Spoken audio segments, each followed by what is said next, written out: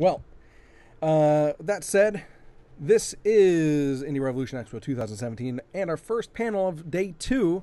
We're going to call it a panel, even though it's a presentation, even though it's a panel, whatever you want to call it. I don't really care. This is Ian McCammett, and he is from Free Sphere Entertainment, who are currently working on the game Tether.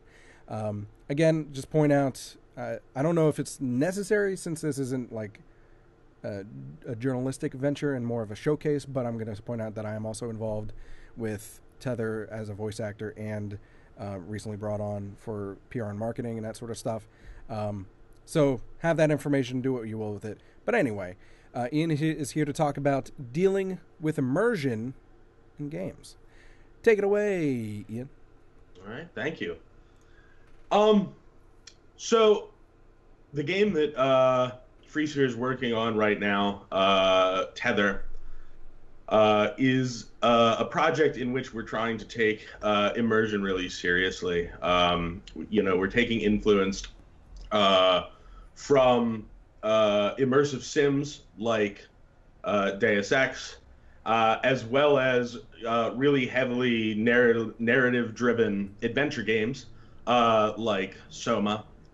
And we're trying to bring that together, those elements together, and really, try to create a new and original synthesis that is just really deep and really immersive and really gets inside your head and makes you think about a lot of things. And as we've been iterating the project, we've learned a lot of things about immersion, and we've studied a lot of things from other designers who we really love and respect the work of.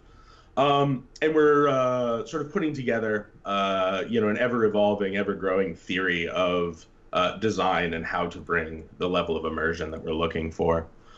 So I'm going to talk a little bit about that today. Obviously, this is a huge topic, so I just want to hit, some broad strokes and get into a little bit, of the theory behind them. So I figured I'd start out with defining immersion for our purposes, because I think depending on what you're doing, immersion can mean different things. It could be something as simple as like in a VR tech demo, just like having a world that is sort of fully, physically enveloping the player. It's highly simulated, all of these things, and all of that's good. But when you're talking about immersion in the sense of like, a story that you are trying to get the player involved in at a really deep level, what immersion means there is that you're trying to get your audience to buy into a fantasy, ultimately. And the way that you do this is by leveraging a little million-dollar word here, ludonarrative harmony, to create an internally consistent world that returns predictable feedback depending on the input that the player puts into it. So ludonarrative harmony, a lot of people are probably familiar with this term. We frequently talk about ludonarrative dissonance. Ludonarrative harmony is the opposite of that. So it has to do with the ludic or gameplay elements agreeing with the narrative or story elements of the game. And that's really crucial to immersion. Because if the player can separate the experience of mechanically interfacing with the game from the experience of sort of imagining themselves as a part of this story, then the spell is basically broken. And it can still work, but not necessarily for the kind of project that we're trying to do. So we'll talk about sort of the individual components there, the gameplay elements, the ludic elements. Specifically today, I'm going to talk about simulation, and then the other side, which is narration. But first, I want to talk a little bit about what I mean by getting the player to buy into a fantasy, because it's more than just creating a believable world. What this is always about, what immersion is always about, is granting the player agency. And agency is a really sort of complicated thing to pin down, not just in games, but it's a sort of serious, point for philosophical inquiry. So, uh, when I'm talking about agency, uh, I'm, you commonly, it's easy to think of agency as just being freedom. The more things I can do, the more agency that I have. But I don't think that that's exactly true. I don't think agency is equal to freedom. It's related to freedom, but it's not equal to it. So there are a number of sort of philosophical disciplines that imagine or that conceive of agency as actually the product of a free will that has limitations put on it. So your experience of agency is actually defined by sort of the resistance the world puts up to your wills or desires. And for an example of this, I would sort of take the example that I really like to use is Skyrim.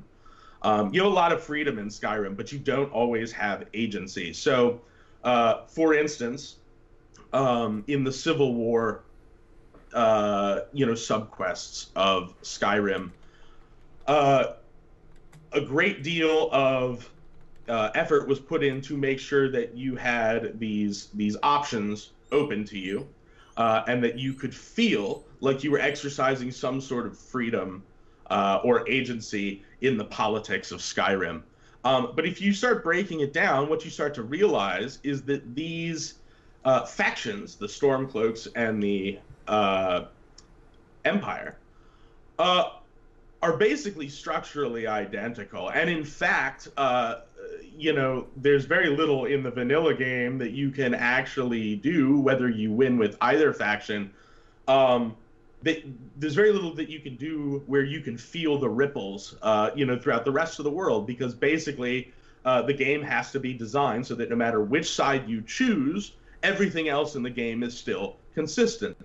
And what that means is that even though you have the freedom to choose between the two factions, there's ultimately very little feedback outside of those quest lines to make you feel like your game or your decision has had any real effect on the game world. So that is a choice that doesn't provide any agency.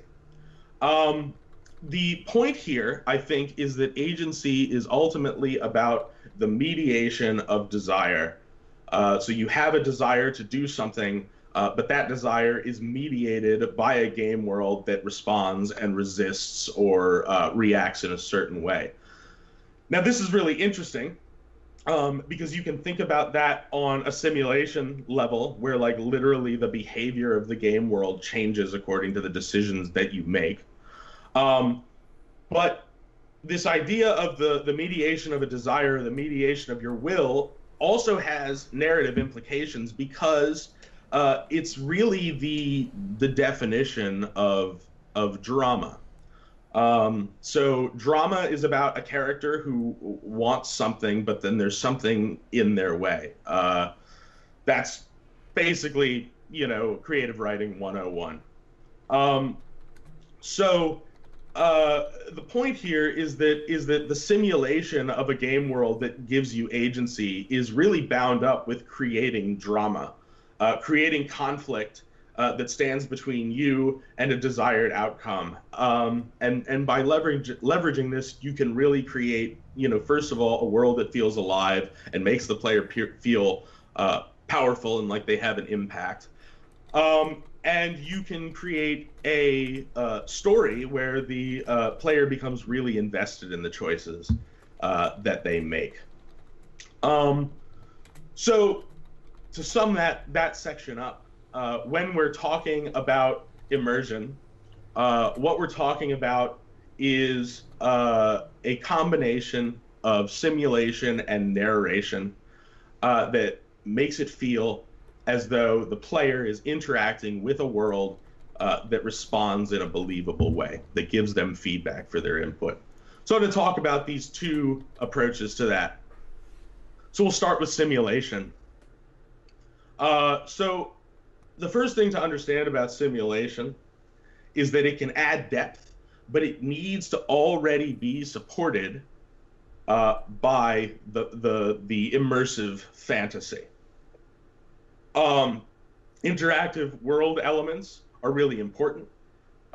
They add a certain amount of depth, but that's going to be superficial, if the experience isn't already immersive. So a good example for this um, is like physics. So if you have a whole bunch of, or I guess physics and interactivity, if you have a whole bunch of objects in your world that you can pick up and throw around, and you can turn on every light and you can flush every toilet, that's really good from the perspective of making a world that has little details that make it feel alive and make it feel responsive. But on the other side of that, if what a player is doing in your story is walking around and picking up every can and every tool and throwing them around the room and flushing every toilet and turning all the lights on and off, can we really say they're immersed? If you were in the real world and you were, doing that, it would be a little weird. So if the player gets too caught up in sort of those little details of simulation, it can actually create a situation where they get distracted, and the immersion is broken by like an overabundance of like sort of granular realism. So how do we sort of mitigate that? Well, the answer is to focus on investing meaning in these elements of the world that are highly simulated. So a game like Amnesia does that in a really simple way. For instance, just to use them as an example, where you can pick up a whole bunch of stuff and you can throw things around the room, but it's not just a mechanic that's sort of there as decoration or wallpaper.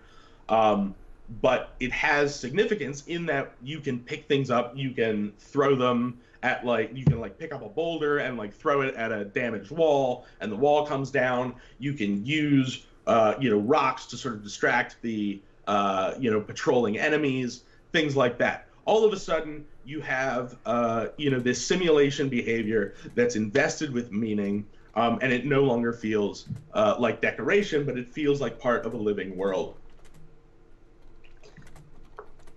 So, the other side of that is that not every immersive experience needs to have a huge level of simulation. So a game that I found immersive, and I know many people feel is one of the most immersive experiences they've ever had, is Dark Souls, which has a really low level of environmental simulation. You can't just go around picking up things the way you could in an RPG like Skyrim, for instance. And yet people get lost, in that game. So what else is being brought to the table then, in terms of immersion, that is at this level of simulation, but doesn't necessarily involve emulating the behavior of the real world? And I think, I guess, I should say, emulating these sort of granular elements of interactivity in the real world. And I think the answer to that is provided to us by, and I'm going to butcher his name, so I'm so sorry to him. I believe you pronounce it Adrian Chmielash, designer of Painkiller and The Vanishing of Ethan Carter. And he says that one of the most important things about level design and making it feel real and making it feel immersive, in fact, the secret to that, is to create a game world that feels like it could exist even if the player wasn't there, as though it exists not simply to support gameplay, but has a function in and of itself. So his exact quote is, "The convincing, immersive game world needs to be indifferent to the player, and the player needs to feel like an intruder." So I think that there's a lot to be gained here, but I think it's also a tricky thing to tackle. On the one hand, the game has to be fun and engaging, and it has to support gameplay. You can't just come up with a mechanic and design that on one side, and then design the level on the other side in a vacuum with zero conception of how that mechanic is going to interact with it, and expect your game, to be really engaging, because it could feel really alienating if the player has this like toolbox at their disposal, and they're trying to apply it to the game world, and just like nothing is sticking and nothing is giving them traction. So like I say, it's a balancing act. On the one hand, you need to support the gameplay, but on the other hand, realism and internal logic of the game world, needs to be prioritized over a like highly sanitized or micromanaged player experience. And that's really hard. But it's also important because real world environments aren't optimized for gameplay or cinematics. Excuse me. So things like vistas, or Adrian uses the example of using lighting to like guide your way. These are things that are good game design, technically speaking, but they can also sort of unconsciously clue the player in to the fact that they're playing a world that was manufactured for the purpose of gameplay. So I think that there's no hard and fast way to do this. There's no magic procedure that's going to make this sort of complex approach to level design just automatically work. What you need to do is you need to be constantly aware of the relationships between the elements of your game. But in terms of level design, you need to be constantly thinking about designing the environment with their fictional purpose in mind. So if I've designed a level that's a warehouse, I want there to be enough environmental sort of consistency with the real world version of that environment, that a player is constantly having unconscious reminders that they're in a warehouse and that this warehouse has a purpose, and the fact that they're doing whatever they're doing, shooting a bunch of guys in that warehouse or solving a mystery in that warehouse, is an interruption and an intrusion on the business as usual of that level design. You can see that, for example, in The Vanishing of Ethan Carter, because Adrian really applied this theory to his design of that game, where you have long stretches of the setting where you're just sort of walking through scenery and sort of taking in the surroundings, and yet the atmosphere sort of persists, and in fact is perhaps even more immersive in those moments, because you're just sort of soaking up the level design and the environment, and you're not distracted by whatever your current objective or puzzle is. The other big element to this is letting the player get lost and avoiding like strictly linear pathways, and also avoiding something that we always see is really common even in good level design. You might have a hallway that's like blocked off with a bunch of debris because whatever's beyond that hallway is not in the preordained playable area. But Adrian advises to avoid that, and I think he's right. Use it when you absolutely have to. Control the player to a certain extent, but also don't be afraid to let these little areas of your level that maybe don't have any significant functional purpose within your actual gameplay. Don't be afraid to let them exist if the sort of realism of the environment sort of dictates that these little areas would be there. So, again, you can see that in The Vanishing of Ethan Carter, where the walls of the game world are always very far away from you, and you can sort of wander the world. And there were a couple of points in that game. I can think of one where you're like chasing the astronaut around this like grove, and it becomes really easy to get disoriented and like lose track of where you're going. That can add a certain level of challenge, and if it's overdone, it can be frustrating. But at just the right amount, it makes you feel like the world isn't designed just to cater to your experience of it, and that can be a really powerful way of reinforcing immersion and making you feel like you're in a real place. So to sum up in different level design, then, basically the point here is that the player needs to feel like the level is not there just to serve their gameplay experience. That the level has the environment has an existence in and of itself, and that you are intruding on its business as usual. That's a really important part to creating immersion.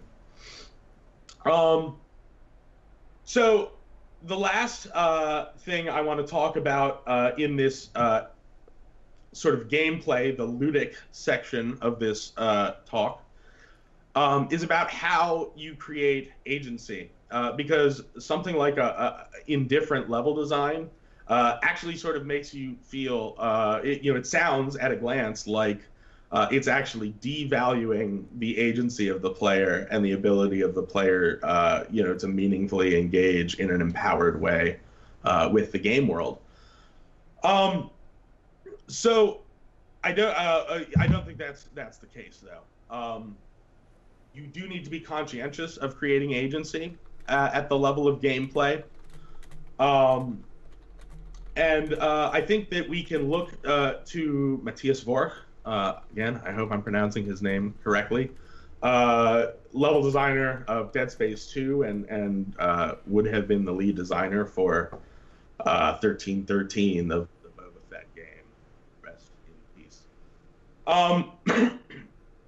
So in his GDC talk on creating player agency and meaningful choice in level design,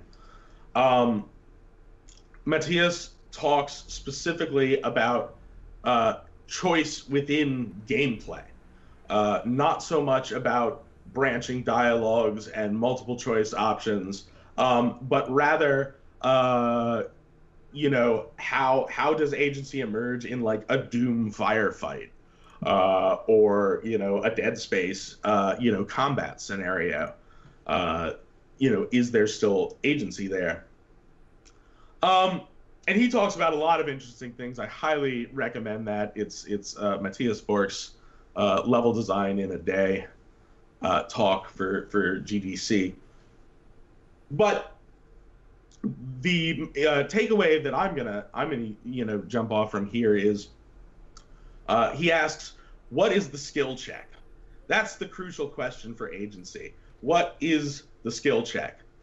Ultimately, something like branching choice in the context of gameplay is secondary. It can exist, but it is subordinate to a skill check, something that tests the player's ability to do something well. This might be optimizing a character build in a game like Deus Ex or Prey. It might be strategizing a firefight in a first-person shooter like Fear or Doom. It could be observation and exploration, and like this is a great example of like choice being subordinate. So, you don't present the player with two paths and make them pick one. You present the player with one path and then provide the second option, the other path, the choice, as a reward for a successful observation and exploration skill check. That is how you create agency at the level of gameplay, and I think it's different than what we think of when we think of agency in the context of like branching dialogue. which we're going to get to next. So that's the section that I have here on simulation, and I think the takeaway for that is that there are a lot of things mechanically that can be done to emulate realism, but unless that is providing feedback in a way that makes the player feel like the realism has some substance, has some responsiveness, has some consequence, which is always crucial. Without that, the simulation is going to feel like kind of empty. Like it doesn't serve much purpose beyond sort of a display of technical achievement and detail at that level. So I'm going to move on to narration now. We talked earlier about drama and how drama sort of arises out of a game world that's resistant to the player's goals. This is really important. Drama needs to be prioritized for the sake of immersion. We tend to think in video games about information. Historical exposition, what we commonly call lore. And lore is really good. It's a good place to sort of add flavor and some background. But ultimately, you can get really carried away. You can have situations like, Mass Effect, where you're constantly compiling encyclopedia entries, et cetera, but that's not really where the immersion is occurring in Mass Effect, right? There's nothing particularly immersive about an encyclopedia. Rather, the excitement and the player engagement in Mass Effect is coming out of the drama, out of the desires of the characters and the desires of the players and how they interplay and what sort of conflict and obstacles they meet. That's where the meat and potatoes of your immersion is going to come from.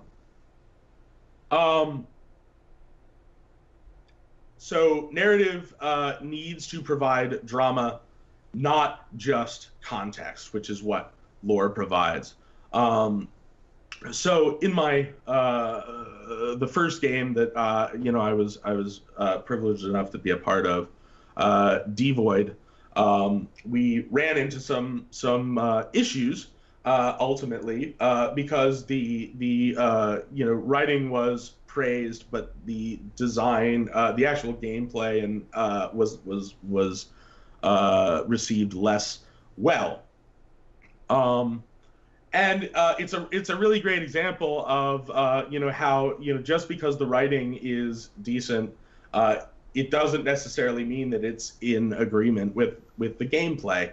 Our problem was that our text assets and our audio logs and whatnot, they told stories, they had drama, they had conflict, they had characters who had goals and who had problems that were preventing them from reaching the goals. The gameplay, which was largely a walking simulator, had really nothing but walking from point A to point B with some dialogue to contextualize it. And it just wasn't enough to make the player have a sense of agency or consequence. So, in order to, mitigate that, there are a couple of things you can do. The first thing is to create clear, identifiable goals for your player and create, clever and creative ways of communicating those goals so that they don't feel like a checklist of gameplay that needs to be ticked off or story beats that need to be hit. It needs to feel organically delivered to the player, like it's a logical extension of whatever activity they were just doing.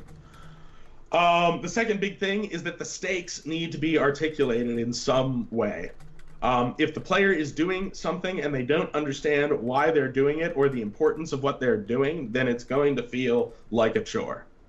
So you don't want that. You want to create the sense of conflict. You want to put the player into the mindset of the character who is experiencing this conflict and get them personally invested in that conflict.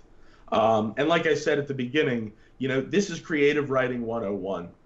I have a character, and that character wants one thing and has to navigate a scene with a character who's trying to stop them from getting it, or some other sort of obstruction. Conflict is at the center of the story, and if it's not present and palpable at some level in every single scene of your game, you're going to lose the immersion. So this puts a huge amount of emphasis on character motivation, particularly protagonist motivation, the player's motivation. But this can get really, really complicated because obviously in story, there is a big, very common and, constantly evolving way of delivering player agency. And that is branching pathways. So if I have branching pathways and I have multiple outcomes, then how do I define a single motivation for a player? Well, that's tricky. Too much narrative freedom breaks immersion. I'm going to borrow, a quote from Yahtzee Proshaw here, where he says, "A game where you can do anything is a game that is about nothing."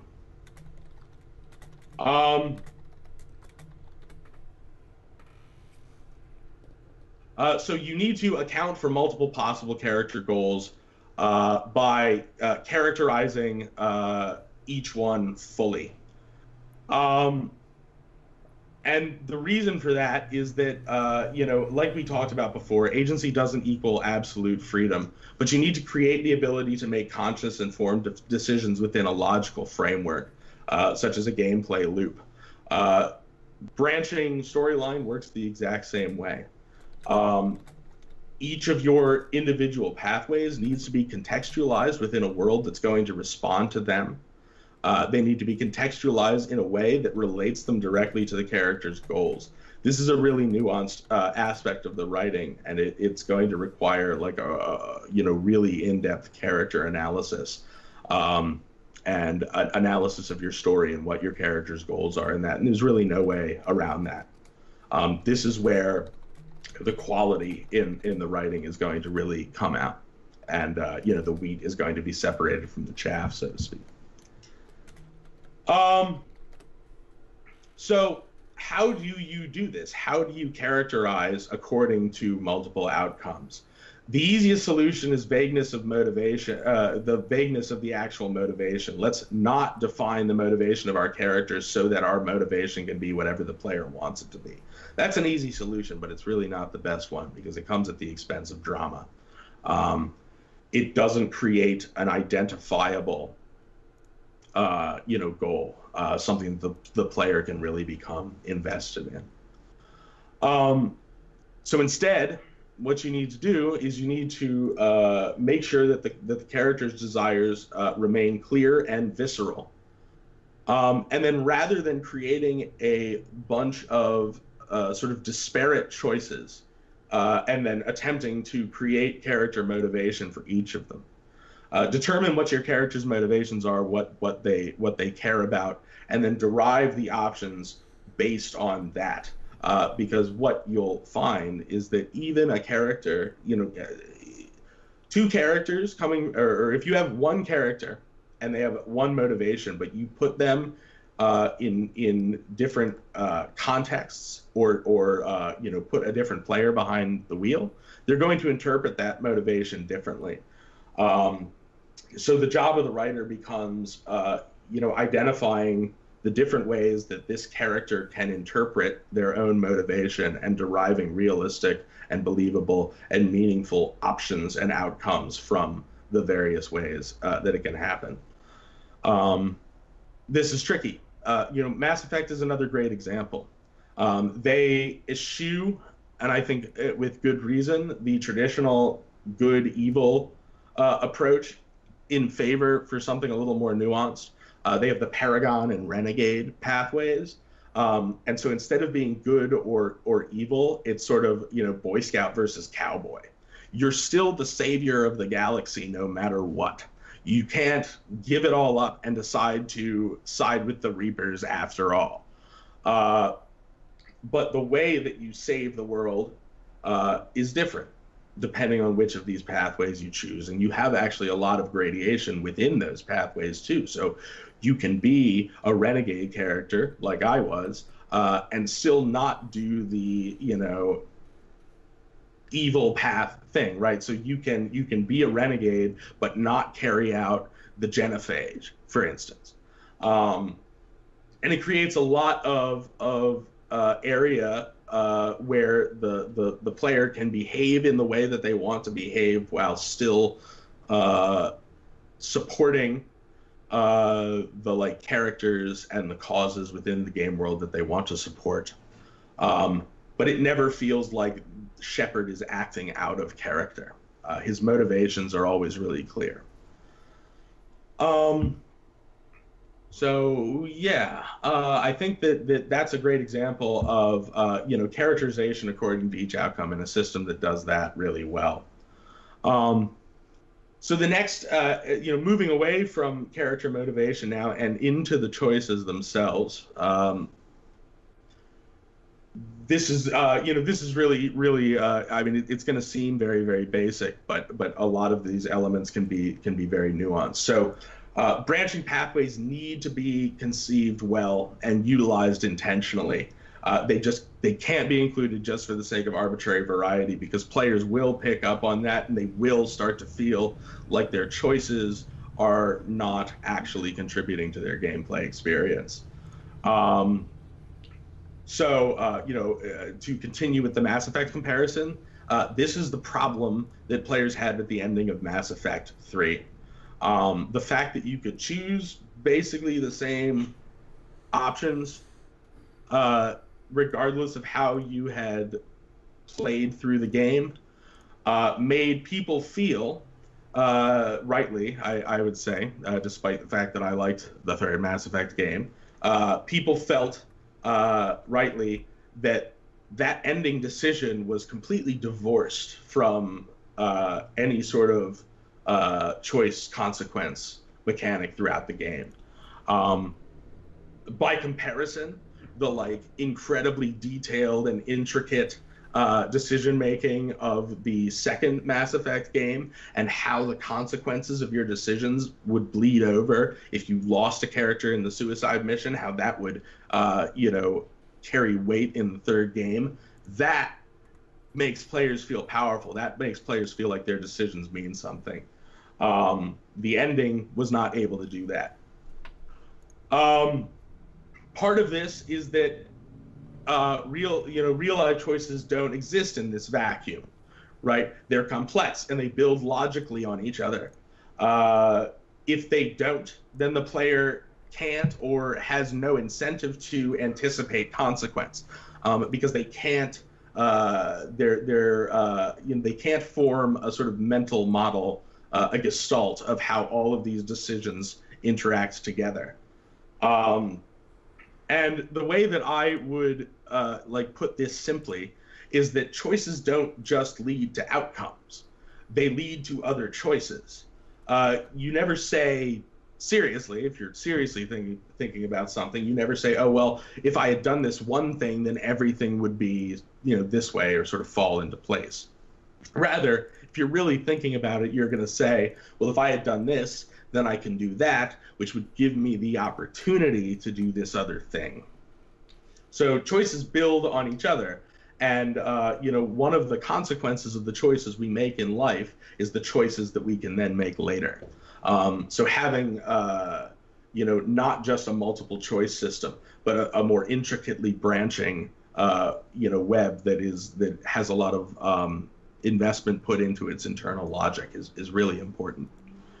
The final point about this is that the choices need to be hard. Easy choices are ultimately arbitrary, and this includes I would include as an easy choice I'm going to be good or I'm going to be evil. That's not a hard choice. That's a multiple choice, that allows you to choose the outcome of the game that you want. It's too much power. The choices that affect us in our real lives and in drama are choices that aren't totally good or totally bad.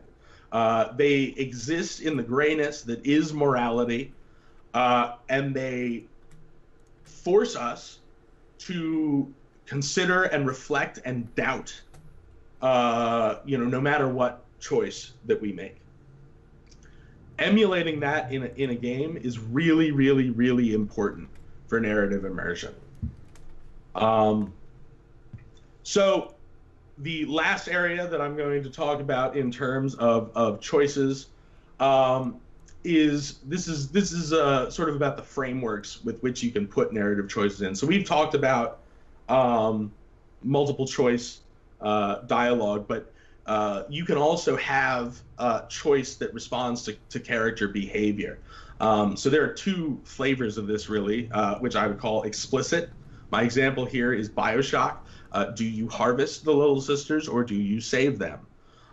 This is player behavior that affects the outcome. And it's explicit. You are explicitly told you have to make this choice, press this button to do whatever you're going to do. The other kind is the hidden variety. An example of this would be Silent Hill 2, paying attention to Maria. The more attention you pay to her, the more you check on her, the more you are involved with her character, then you'll get a specific ending or outcome. And if you ignore her, you get a different one. You're never told that this is a mechanic. You just have to sort of do it spontaneously, and there's no UI or anything that supports it. I'm personally a big fan of the second one because it creates a sense of a passively responsive world. It lends significance to your actions without putting you in, making you do like a multiple choice thing. And it demands that you are aware of your actions, and that is the real key to increasing immersion. So I just got my 5-minute warning here, so I'm going to wrap up with just a brief discussion of how narration and simulation come together and create that thing that I was talking about at the beginning, Ludo narrative harmony. Gameplay needs to be tailored to characterization. That means systems need to be designed to simulate the experience of being in that character. For example, the character's mindset or skill set should be represented. Great example of this, Dead Space. Isaac is an engineer, so he primarily uses power tools as weapons, and he uses power nodes to modify his tools. This all makes the player feel like they're existing in the world of an engineer and solving these problems the way an engineer would. Another great example, and this may seem odd, because I think this is a pretty divisive title, or maybe even universally panned, but Kane and Lynch has a really fascinating mechanic in co-op, where Lynch suffers from hallucinations, where all the civilians will like all of a sudden seem to be cops that you have to fight. This is great because it goads the player too into playing out these character beats, Lynch's breakdowns, in co-op mode without the need for a cutscene or taking control away from the character. That's amazing for immersion. I remember I wasn't expecting that when I was first playing Kane and Lynch with my friend, and it blew me away. I was like, this is one of the coolest things I've seen in a game. So that's gameplay should be tailored to characterization. It should make you feel like you are that character. The second and final point here is that narrative should arrive organically from gameplay.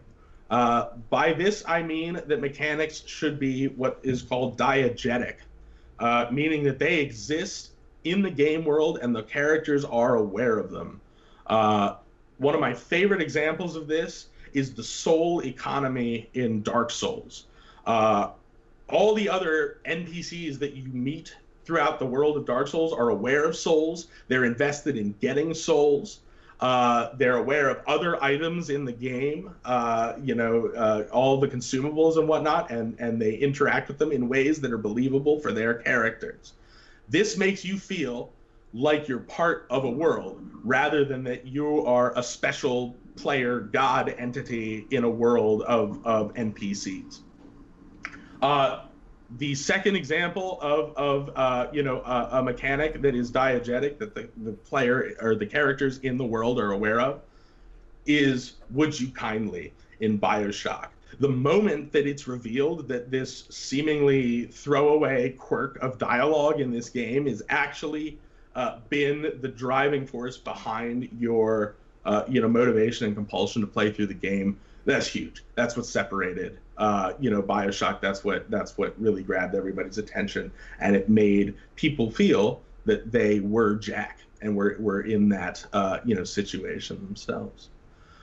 So just to quickly sum everything up, I believe that immersion is a matter of taking a nuanced approach to simulation and narration, which prioritizes not just providing the player with a bunch of options, but with providing the player with specific options that yield believable responses from the game world itself. Thank you so much, Ian. That was incredibly insightful. Thank you. Appreciate it. And it seemed like the chat really enjoyed talking along with that. I don't know how much you were able to pay attention to it, but you might want to, I know you got to leave to go to a 2-year-old birthday party, but you might want to check in there just to see if there's anything you want to respond to. I certainly will. And appreciate you taking the time out.